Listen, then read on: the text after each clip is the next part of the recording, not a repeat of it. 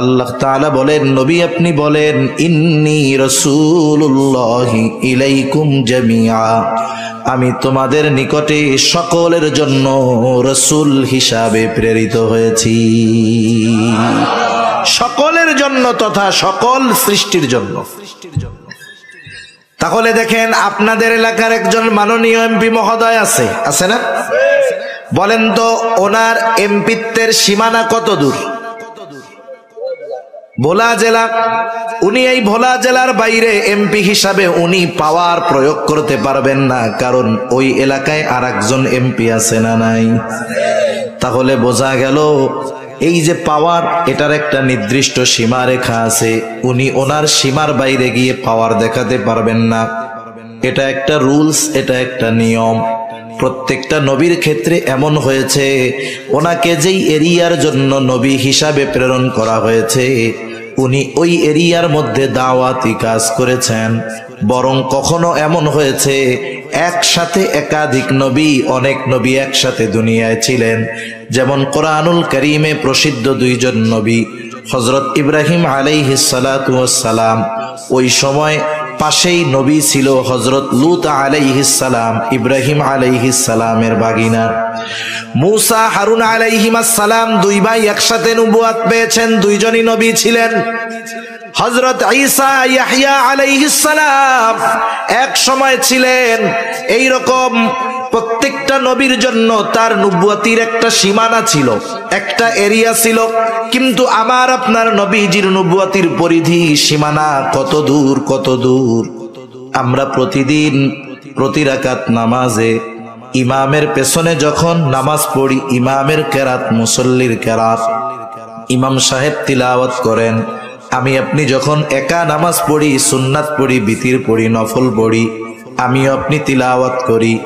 তার মানে জামাতে পড়ি আর একাকি পড়ি, প্রত্যেক নামাজে সূরা ফাতিহা আছে কি নাই?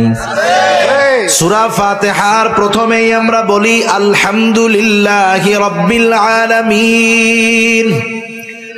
আমরা বলি সকল প্রশংসা আল্লাহর জন্য, যিনি রব্বুল আলামিন, যিনি জগৎ সমূহের প্রতিপালক।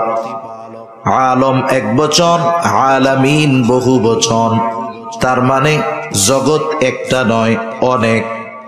সব জগতের রব, প্রতিপালক যিনি, তিনি কে? তাহলে আল্লাহ হলেন রব্বুল আলামিন। ওই আল্লাহ আমার আপনার নবীজির ব্যাপারে ঘোষণা দেন। আল্লাহ তাআলা বলেন, ওয়ামা আরসালনাকা ইল্লা রাহমাতাল লিল আলামিন। আল্লাহ তাআলা বলেন, আমি আপনাকে শুধুমাত্র জগৎ সমূহের রহমত হিসাবে প্রেরণ করেছি। তার মানে আল্লাহ হলেন রব্বুল আলামিন, আর আমার আপনার নবীজি হলেন রহমাতুল লিল আলামিন। আল্লাহ হলেন জগৎ সমূহের রব, আমার আপনার নবী হলেন জগৎ সমূহের জন্য রহমত। সুবহানাল্লাহ। কবি কত সুন্দর কথা বলে, রবুবিয়ত খুদা কি হ্যায় জাহাঁ তক, নবুয়তি মুস্তাফা কি হ্যায় ওহা তক। তার মানে আমার আপনার নবীজির নবুয়তির পরিব্যাপ্তি কত দূর? আল্লাহ তাআলা বলেন, হাবিব আমার রবুবিয়ত যত দূর, আমি আপনার নবুয়তির পরিধিও বানায়া দিলাম তত দূর। তাহলে এক নাম্বার যেই জিনিসটা লাগবে, যে তিনি নির্দিষ্ট কোন জাতি, গোষ্ঠী, বংশের জন্য প্রেরিত হতে পারবেন না, তিনি সকল সৃষ্টির জন্য প্রেরিত হবেন। বলেন তো, এই এক নম্বর শর্ত গোটা দুনিয়ার মধ্যে একজনের মধ্যেই পাওয়া যায়, তিনি হলেন আমার আপনার নবী মুহাম্মাদুর রাসূলুল্লাহ সাল্লাল্লাহু আলাইহি ওয়াসাল্লাম। দুই নাম্বার যেই জিনিসটা লাগবে, তার জীবন হবে বহুমুখী জীবন। এমনটা নয় যে তিনি গোটা জীবন আনন্দে ছিলেন, কষ্ট করেন নাই। আবার এমনটা নয় যিনি শুধু দাওয়াতি কাজ করছেন, রাষ্ট্র পরিচালনা করেন নাই। এক কথায় জীবনের প্রত্যেকটা দিকে তার পদাচারণা থাকবে। তার জীবনের দিকে যদি তাকানো হয়, গোটা জীবনের সব ধরনের সমাধান পাওয়া যাবে। বিচারক যদি চিন্তা করে আমি আদর্শ বিচারক হব, বলেন তো নবীজির জীবন আদর্শ সিরাতে যদি নজর দেয়, বলেন তো ন্যায় বিচারক হওয়ার বিষয় নবীজির জীবনীতে আছে না নাই? কেউ যদি চিন্তা করে আমি আদর্শ রাষ্ট্র পরিচালক হব, রাষ্ট্রনায়ক হব, যদি নবীজির জীবনীর দিকে নজর দেয়, বলেন তো আদর্শ রাষ্ট্রনায়ক হওয়ার জন্য যা দরকার পাওয়া যাবে কিনা? কেউ যদি চিন্তা করে আমি আদর্শ যোদ্ধা হব, সেনানায়ক হব, বলেন তো নবীজির জীবনীতে পাওয়া যাবে কি যাবে না? নবীজি কেমন যোদ্ধা ছিলেন, ছোট্ট একটা হাদিস আপনাদের শোনাই। হযরত আনাস রাদিয়াল্লাহু তাআলা আনহু বলেন, যুদ্ধের ময়দানে নবীজি যেই যুদ্ধে সরাসরি অংশগ্রহণ করতেন, নবীজি শত্রুর এত কাছে যাইতেন যে সেই জায়গাতে যাওয়া আমরা কল্পনাও করতাম না। যুদ্ধের ময়দানে নবীজি সবার আগে থাকতেন। শুধু তাই না, হযরত ইবনে আব্বাস রাদিয়াল্লাহু তাআলা আনহু নবীজির সমর কৌশলের কথা বর্ণনা করতে গিয়ে বলেন, নবীজির সমর কৌশল এমন ছিল যা গোটা দুনিয়ার মধ্যে তৎকালীন সমরবিদ আমার আপনার নবীজির মতো কেউ ছিল না। মানে নবীজির যুদ্ধ কৌশল এমন কৌশল ছিল যুদ্ধের ময়দানে, এটা ওই জামানায় কারো এরকম বুদ্ধি ছিল না যে যুদ্ধের ময়দানে কেমন করে শত্রুর বিরুদ্ধে লড়াই করা যায়।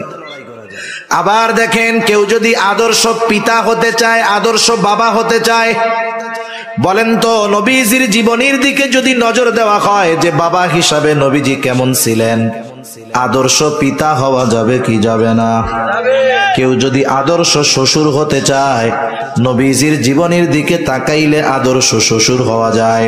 কেউ যদি আদর্শ স্বামী হতে চায়, নবীজির জীবনীর দিকে তাকাইলে আদর্শ স্বামী হওয়া যায়। তার মানে নবীজির জীবন একমুখী নয়, বহুমুখী, এবং প্রত্যেকটা জায়গায় নবীজি সর্বোচ্চ সফলতার উদাহরণ রেখে গিয়েছে। তার জীবনে যেমন সুখ স্বাচ্ছন্দ্য আছে, তার জীবনে তেমন কষ্ট ক্লেশও আছে, ঠিক কিনা বলেন? রাসূল আকরাম সাল্লাল্লাহু আলাইহি ওয়াসাল্লামের জীবনীর মধ্যেই এটা পাওয়া যায়। 3 নাম্বার শর্ত, তার দ্বারা এমন কিছু বিষয় পূর্ণতা লাভ করবে যা তার পূর্বে লাভ করে নাই। কথা কি বুঝতেছেন আপনারা? তার মানে তার দ্বারা এমন কিছু বিষয় পূর্ণতা পাবে যা তার পূর্বে পূর্ণতা লাভ করে নাই। এখন আসেন, আমার আপনার নবীর দ্বারা এমন কোন বিষয়গুলো পরিপূর্ণতা লাভ করছে যা আমার আপনার নবীর আগে পরিপূর্ণতা পায় নাই? একটু খেয়াল দিয়ে শুনি। 1 নাম্বার, আমার আপনার নবীর দ্বারা আল্লাহ তাআলা শরীয়তকে পূর্ণতা প্রদান করেছে। শরীয়তের পূর্ণতা আমার আপনার নবীর মাধ্যমে আসছে। আল্লাহ রাব্বুল আলামিন জানায় দেন, আল্লাহ তাআলা বলেন, আল-ইয়াওমা আকমালতু লাকুম দীনাকুম ওয়া আতমামতু আলাইকুম নি'মাতি ওয়া রাদিতু লাকুমুল ইসলাম দীনা। আল্লাহ তাআলা বলেন, আল-ইয়াওমা আকমালতু লাকুম দীনাকুম ওয়া আতমামতু আলাইকুম নি'মাতি, আজকে আমি তোমাদের জন্য, ওয়া আতমামতু আলাইকুম, আমি তোমাদের জন্য দিনকে পরিপূর্ণ করলাম। আল-ইয়াওমা আকমালতু লাকুম দীনাকুম, আমি তোমাদের জন্য তোমাদের দিন তথা জীবন ব্যবস্থাকে পরিপূর্ণ করলাম।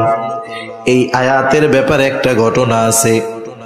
একদিন এক ইহুদি খলিফাতুল মুসলিমিন হযরত ওমর রাদিয়াল্লাহু তাআলা আনহুর কাছে আসছে। আসার পরে বলে, ও খলিফাতুল মুসলিমিন, আপনাদের কোরআনের মধ্যে এমন একটা আয়াত আছে যেটা আল্লাহ তাআলা আপনাদের নবীর উপরে নাজিল করেছে। ওই আয়াতটা যদি মূসা নবীর উপরে নাজিল হইতো, যেই দিন নাজিল হতো ওই দিনটাকে আমরা ঈদের দিন বানায় নিতাম। এইবার হযরত ওমর রাদিয়াল্লাহু তাআলা আনহু প্রশ্ন করলেন, কোন সেই আয়াত যেটা মুসা নবীর উপরে নাজিল হলে ঈদের দিন বানায় নিতা? তিনি এবার বললেন, ওই আয়াতটা আল ইয়াউমা আকমালতু লাকুম দীনাকুম, এই আয়াতটা। তাহলে আল্লাহ তাআলা এই আয়াতের মধ্যে জানায় দিলেন, আল ইয়াউমা আকমালতু লাকুম দীনাকুম, আমি তোমাদের জন্য তোমাদের দিন তথা জীবন ব্যবস্থাকে পরিপূর্ণ করলাম। শুধু তাই না, আল্লাহ তাআলা বলেন ওয়ারাদিতু লাকুমুল ইসলাম দীনা, এবং ইসলামকে আমি তোমাদের জন্য দিন হিসাবে সুপ্রতিষ্ঠিত করলাম। এটা আল্লাহ তাআলার মনোনীত পূর্ণাঙ্গ এক জীবন ব্যবস্থা, যেটার নাম হলো ইসলাম। আর এই ইসলাম, এই দিন এমন এক জীবন ব্যবস্থা, দুনিয়ার প্রত্যেকটা ক্ষেত্রে আমাকে আপনাকে যেই জীবন ব্যবস্থা সমাধান দিতে পারে সেটার নাম ইসলাম। আর এর পূর্ণাঙ্গতা আল্লাহ তাআলা আমার আপনার নবীজির মাধ্যমে দিয়েছে। ইসলাম এমন এক জীবন ব্যবস্থা, দুনিয়ার এমন কোন বিষয় নাই যেটা ইসলাম সমাধান দিতে পারে না। সুবহানাল্লাহ বলেন। সব কিছুর সমাধান ইসলামের মধ্যে আছে, শুধু আমাদের মেনে নেওয়ার মন মানসিকতা দরকার। তাহলে 1 নাম্বার পূর্ণতা লাভ করেছে শরীয়ত জীবন ব্যবস্থা। 2 নাম্বার, আল্লাহ তাআলা পাশাপাশি বলেন ওয়া আতমামতু আলাইকুম নি'মাতি, আমি আমার নেয়ামত তোমাদের জন্য পরিপূর্ণ করলাম। তার মানে নবীজির মাধ্যমে 1 নম্বরে পূর্ণতা লাভ করেছে শরীয়ত, 2 নম্বর নেয়ামত, 3 নম্বর আমার আপনার নবীজির মাধ্যমে পূর্ণাঙ্গতা লাভ করেছে নবুয়ত। আল্লাহ রাব্বুল আলামিন আমার আপনার নবীজির নবুয়তির ব্যাপারে ঘোষণা দিয়েছেন। আমার আপনার নবীজির মাধ্যমে আল্লাহ রাব্বুল আলামিন নবী আসার ধারাবাহিকতাকে খতম করে দিয়েছেন, শিলমোহর মাইরা দিয়েছেন।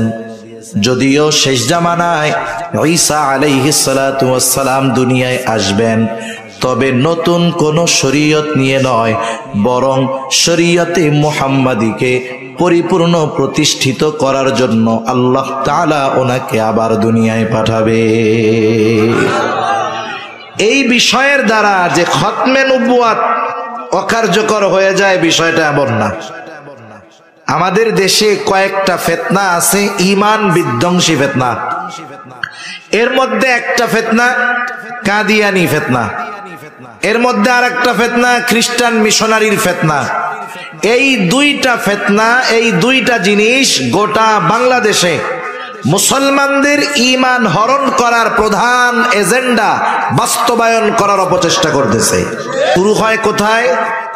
যেখানকার মানুষ অভাব পীড়িত মানুষ, যেখানে উলামায়ে কেরামের পদচারণা কম। অনেক সময় মানুষ চিন্তা করে, ভাই নুন আনতে পান্তা পুরায়, পড়ালেখার টাইম কোথায়?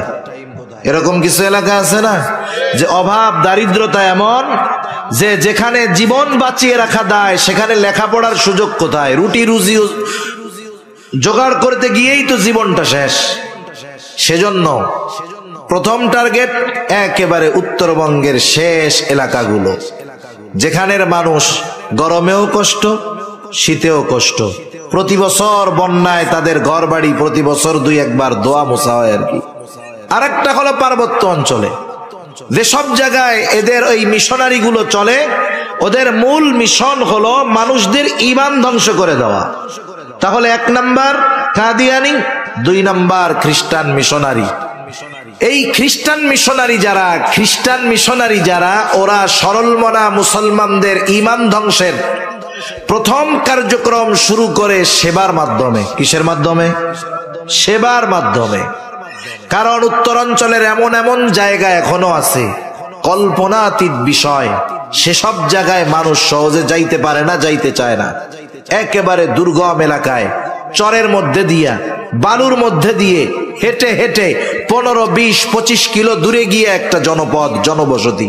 না যায় গাড়ি, না যায় নৌকা। এখন 20-25 কিলোমিটার 30 কিলোমিটার ওই বালুর মধ্যে পায়ে হাইটা যদি আমাদের যাইতে বলেন, যাওয়ার আগে বালুর মধ্যে শেষ হয়ে যেতে হবে। ওরা গিয়ে ওই সব অঞ্চলে, ওর টাকা পয়সার অভাব নেই। আমাদের মুসলমান সম্প্রদায় যারা, গোটা দুনিয়ায় মুসলমান যারা আছে, আমাদের সম্পদ হইলে আমরা বিলাসিতা করার চেষ্টা করি। দেখেন না, শুনেন না মাঝে মধ্যে যে আরব দেশের অমক প্রিন্স অমক দেশে সফরে গেছে, যাওয়ার সময় সে সিঁড়ি নিয়ে গেছে, স্বর্ণের সিঁড়ি, আবার বাথরুম করবে কমোড বানায় নিয়ে গেছে, স্বর্ণের কমোড। এরা সম্পদ পাইলে বিলাসিতা করে, আর ওই খ্রিস্টানেরা সম্পদ পাইলে তাদের ওই ধর্মকে গোটা বিশ্বের মানুষের কাছে পৌঁছে দেওয়ার জন্য তাদের জীবনের অর্জিত সম্পদগুলোর বড় একটা অংশ খ্রিস্টান মিশনারিতে দান করে দেয়। পৃথিবীর অন্যতম ধনী বিল গেটস তার উপার্জিত সব সম্পদের প্রায় 60% উপরে টাকা সে খ্রিস্টান মিশনারিতে অলরেডি উইল করে দিছে, যে আমার এই 60% টাকা এগুলা মিশনারির জন্য ব্যয় হবে। কি চিন্তা করতেছেন? এই অর্থ দিয়ে দিয়ে, সেবা দিয়ে দিয়ে সরল মনা মুসলমানদের মন আগে জয় করে। স্বাভাবিক আমরা মানুষ, একজনের দ্বারা যদি বারবার বারবার আমার মৌলিক চাহিদা মিটে, প্রয়োজন মিটে, এক সময় তার প্রতি আমার একটু দুর্বলতা আসবে, স্বাভাবিক বিষয়, ঠিক কিনা বলেন? আর স্বাভাবিক প্রত্যন্ত অঞ্চলের মানুষ শিক্ষার ব্যাপারে কমতি থাকে, দ্বীনের ব্যাপারেও কম জানে, দুনিয়ার ব্যাপারেও কম জানে। এই সুযোগটা তারা ব্যবহার করে আস্তে আস্তে ওই মানুষগুলোকে খ্রিস্ট ধর্মের দাওয়াত দেয়। Step by step, step by step, ধাপে ধাপে দাওয়াত দেয়। এই সময় তারা আমাদের নবীজির ব্যাপারে এ কথা বলে যে, শোনো, তোমাদের হুজুররা বলে তোমাদের পরে নাকি, নবীজির পরে নাকি আর কোনো নবী আসবে না, তাই ঈসা আলাইহিস সালাম দুনিয়ায় আসবে, তোমাদের হুজুররাই কথাও বলে না? হ্যাঁ বলে। তাইলে তোমাদের নবীর পরে যদি ঈসা আলাইহিস সালাম আবার দুনিয়ায় আসে, উনি তো নবী, তাই না? বলে হ্যাঁ। তাইলে উনি যদি আবার নবী আসে, তাইলে শেষ নবী কেমন করে মুহাম্মদ সাল্লাল্লাহু আলাইহি ওয়াসাল্লাম হইল? মূর্খ মানুষ বোঝে না, তখন চিন্তা করে, হয় এটা তো বাস্তব, ঈসা আলাইহিস সালামও তো নবী, আমাদের নবীও নবী। এই যে তাহলে ঈসা আলাইহিস সালাম যদি আমাদের নবীর পরে আসে নবী হিসাবে, তাইলে তো উনি তো নবী। মুহাম্মদ সাল্লাল্লাহু আলাইহি ওয়াসাল্লামের পরে আসলো। এখন আস্তে আস্তে অজ্ঞতার কারণে প্রথমে মাথার মধ্যে সংশয় ঢুকায়া দেয়, সংশয়। এরপরে আস্তে আস্তে হয়তো আরো কিছু কথার পরে সেও বিশ্বাস করে নেয় যে ঈসা আলাইহিস সালাম শেষ নবী। নাউযুবিল্লাহ। ঈসা আলাইহিস সালাম শেষ সময়ের ত্রাণকর্তা হবেন। তার ঈসাই ধর্মের উপরে যারা থাকবে তাদেরকে তিনি মুক্তির ব্যবস্থা করে দিবেন। এই ধরনের ভ্রান্ত বিশ্বাসে বিশ্বাসী করে সরল মনা মুসলমানদের ঈমান হরণ করা এদের দায়িত্ব। এখন আমি কি জন্য এই কথাটা বললাম, পরেও কাজে লাগবে। মনে করেন একটা অনুষ্ঠান শুরু হবে 10টায়, কয়টায়?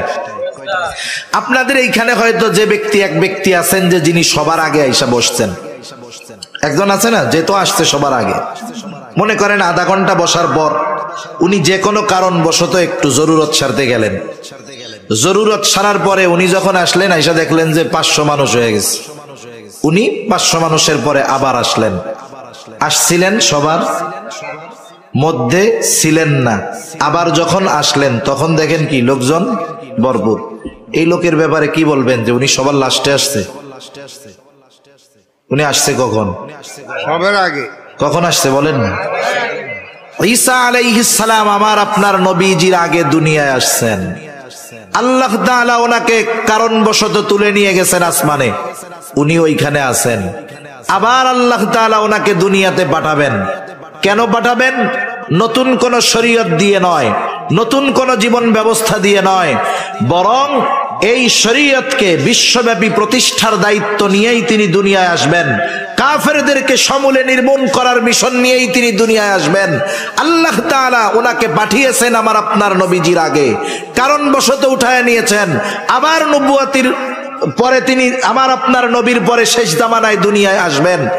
উনি আবার আসার কারণে এ কথা বলার সুযোগ নাই উনি শেষ নবী। বলার সুযোগ আছে? কারণ ওনার মূল আগমন ঘটছে আগে, ওটাকেই ধর্তব্য হবে। শেষ জামানায় উনি আসবেন, উম্মতে মুহাম্মাদির এই মুহাম্মাদি শরীয়তের দায়ী দাওয়াতি কাজই তিনি করবেন। সুতরাং খ্রিস্টানেরা যেই বিষয়ে দাবি করে আমার আপনার নবীজির খতমে নবুয়াতকে অস্বীকার করে, এটা কখনোই গ্রহণযোগ্য হতে পারে না। এখন খ্রিস্টানরা করে করুক, সেটা এক বিষয়। আরেকটা সম্প্রদায় হলো কাদিয়ানী সম্প্রদায়, যারাও আমার আপনার নবীজির খতমে নবুয়াতকে অস্বীকার করে। কাদিয়ানী গোলাম আহমদ কাদিয়ানীর একটা বক্তব্য এরকম, খতমে নবুয়াত দ্বারা উনি বোঝাতে চাচ্ছেন যে এতকাল আল্লাহ তাআলার নবী পাঠানোর দায়িত্ব শেষ হইছে আমার আপনার নবীর দ্বারা। এখন আমার আপনার নবী যদি চায় নবুয়াত বন্টন করতে পারবে, নাউজুবিল্লাহ বলেন। তার দাবি ওই মুহাম্মদ সাল্লাল্লাহু আলাইহি ওয়াসাল্লামের বন্টনকৃত নবী যারা, তাদের মধ্যে একজন হলো গোলাম আহমদ কাদিয়ানী, নাউজুবিল্লাহ বলেন। এজন্য দেখবেন কাদিয়ানীরাও তাদের কালিমায়ে লা ইলাহা ইল্লাল্লাহ মুহাম্মাদুর রাসূলুল্লাহ এটাই বলে। এখন বলেন তো, ঘুরায়া ফিরায়া যেভাবেই হোক তারা গোলাম আহমদ কাদিয়ানীকে নবী বানাতে চায়, এটা তাদের মূল টার্গেট। এখন কেউ যদি গোলাম আহমদ কাদিয়ানীকে নবী হিসাবে স্বীকার করে, তাহলে কোরআনুল কারীমে খতমে নবুয়াতের স্পষ্ট বক্তব্য আল্লাহ তাআলা দিয়েছেন। আল্লাহ তাআলা বলেন, মা কানা মুহাম্মাদুন আবা আহাদিম মির রিজালিকুম ওয়ালাকিন রাসূলুল্লাহ ওয়া খাতামান নাবিয়্যিন।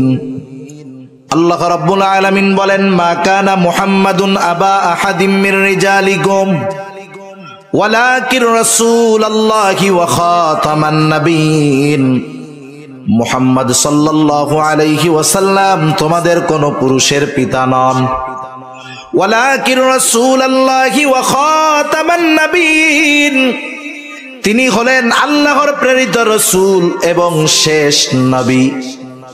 মুফাসসিরিনে কেরাম বলেন, এটা হলো খতমে নবুয়াতের অকাট্য দলিল, আর কোন দলিলের প্রয়োজন নাই। সাথে সাথে নবীজি সাল্লাল্লাহু আলাইহি ওয়াসাল্লামের বক্তব্য হলো, আনা খাতামুন নবিয়্যিন লা নাবিয়্যা বাদি, আমি শেষ নবী, আমার পরে আর কোন নবী নাই। এখন একটা মানুষ বেঈমান হওয়ার জন্য গোটা কোরআনুল কারীমকে অবিশ্বাস করা লাগবে না, কোরআনুল কারীমের একটা পারাকে অবিশ্বাস করা লাগবে না, কোরআনুল কারীমের একটা সূরাকে অস্বীকার করা লাগবে না, কোরআনুল কারীমের একটা রুকুকে অস্বীকার করা লাগবে না, কোরআনুল কারীমের একটা আয়াতকে অস্বীকার করা লাগবে না, কোরআনুল কারীমের একটা শব্দকে অস্বীকার করা লাগবে না। কেউ যদি কোরআনুল কারীমের একটা অক্ষরকে অবিশ্বাস করে, বেঈমান হওয়ার জন্য এটাই যথেষ্ট। কোরআনুল কারীমের মধ্যে অনেকগুলা সূরার শুরুতে একটা একটা অক্ষর আছে।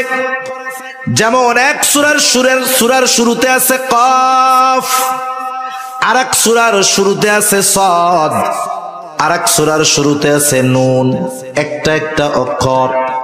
এখন যদি গোটা দুনিয়ার মুফাসসিরদেরকে জিজ্ঞাসা করা হয়, বলেন তো নুন শব্দের অর্থ কি, কফ শব্দের অর্থ কি, সাদ শব্দের অর্থ কি, গোটা দুনিয়ার মুফাসসিরিনে কেরাম এই বিষয়টাতে একমত, একই বক্তব্য। তারা সকলেই বলেন, আল্লাহু আ'লামু বিমুরাদিহি, এই নুন দ্বারা, সাদ দ্বারা, কফ দ্বারা উদ্দেশ্য কি সেটা যিনি জানেন তিনি কে? এখন যদি কেউ বলে যেই শব্দের উদ্দেশ্য জানা যায় না, অর্থ জানা যায় না, যার অক্ষর, যেই অক্ষরের অর্থ জানা নাই, যেই অক্ষরের উদ্দেশ্য জানা নাই, এই অক্ষরটা মানি না, বলেন তো ওই একটা অক্ষর নুন যদি অস্বীকার করে, তাহলে তার ঈমান থাকবে নাকি যাবে? তাহলে যারা গোটা কোরআনুল কারীমে স্পষ্ট আল্লাহ তাআলার বক্তব্য খতমে নবুয়াত সম্পর্কে যে আমার আপনার নবীর পরে আর কোন নবী নাই, এই বক্তব্যকে যারা অস্বীকার করে, কোনো সন্দেহ নাই এরা কাফের, কোনো সন্দেহ নাই। এখন প্রশ্ন হতে পারে, হুজুর দলিলের আলোকে বুঝলাম এরা কাফের, যে কাফের সে কাফের, লাল তো লাল, কালো তো কালা, সাদা তো সাদা। এর জন্য আবার আপনার সরকারের কাছে কেন আপনারা দাবি করেন যে রাষ্ট্রীয়ভাবে কাফের ঘোষণা করে দেওয়া হবে? প্রশ্নের জবাব অনেক মানুষ কিন্তু বোঝে না। অনেক মুসলমান নামাজি তারাও এই বিষয়টা উত্থাপন করে বসে, বলে হুজুর ওরা তো কাফের আমরা জানি, তবে আবার রাষ্ট্রীয়ভাবে ঘোষণা দেওয়ানোর দরকার কি? এর জন্য আপনারা আন্দোলন করেন, রক্ত দেন, চিল্লাচিল্লি করেন, কারণটা কি? তাদেরও এই প্রশ্নের জবাবে কথা বলা যায় যে শুনেন, বিষয়টা তো এই রকম, নাগরিক হিসাবে প্রত্যেকটা মানুষ রাষ্ট্রীয় সুযোগ সুবিধা ভোগ করবে, আমাদের কোনো বাধা নাই। আমাদের বাংলাদেশে অন্যান্য ধর্মের লোক ধর্মীয় পরিচয় নিয়ে বসবাস করে, আছে না নাই? হিন্দু ভাইরা বসবাস করতেছে, রাষ্ট্রীয় সুযোগ সুবিধা ভোগ করতেছে। আমরা কোনোদিন বলি নাই হিন্দুদের এই সুবিধা দেওয়া যাবে না, বলছি নাকি? খ্রিস্টানদের দেওয়া যাবে না, বলেছি নাকি? বৌদ্ধদের দেওয়া যাবে না, বলছি নাকি? তাইলে কাদিয়ানীদের ব্যাপারে এত কঠোর কেন? ইউসুফ লুধিয়ানি রহমাতুল্লাহি আলাইহি এই কাদিয়ানীদের ব্যাপারে বলেন, সাধারণ কাফের আর কাদিয়ানি কাফের এই দুইটা কিন্তু এক ধরনের নয়। সাধারণ কাফের পরিচয় নিয়েই তারা কাফের, আর ওই কাফের কাদিয়ানি কাফের তারা তাদের পরিচয় গোপন করে কাফের। এরা আরেকটু জঘন্য। আরেকটু জঘন্য কি? এরা এদের পরিচয়কে প্রকাশ করে কুফুরিকে ইসলামের আলোতে আলোকিত করতে চায়। ওরা ওদের কুফুরিটাকে ইসলাম হিসাবে প্রতিষ্ঠিত করতে চায়। এই দৃষ্টিকোণ থেকে উনি কাফের তিন ধরনের হতে পারে বলে বলেছেন। এক নাম্বার কাফের, যে নিজের কুফুরিকে প্রকাশ্যভাবে স্বীকার করে, যেমন একজন হিন্দু, বৌদ্ধ, খ্রিস্টান, আমাদের ধর্মীয় আলোকে তারা কাফের, ঠিক কিনা বলেন? আর এক দল হলো কুফুরি গোপন করে, এরা হলো মুনাফিক। কুফুরি গোপন করে, ইসলামকে দেখায় যে আমি মুসলমান নামাজি, এরা মুনাফিক। আর এক দল, এরা কুফুরি গোপন করে ওই কুফুরিকে ইসলাম হিসাবে প্রতিষ্ঠিত করতে চায়। এই তৃতীয় অবস্থা হলো কাদিয়ানীদের। এই জন্য এরা সাধারণ কাফের এবং মুনাফিকদের চাইতে বেশি জঘন্য। এখন প্রশ্ন হলো, আমাদের প্রত্যেকের পরিচয়ের মধ্যে লেখা থাকে দেখবেন, বাপের নাম, দাদার নাম, তারপরে কোন দেশি মানুষ, বাংলাদেশি, ধর্ম কি, ইসলাম, আমরা লিখি সুন্নি ব্রাকেটে, ঠিক না?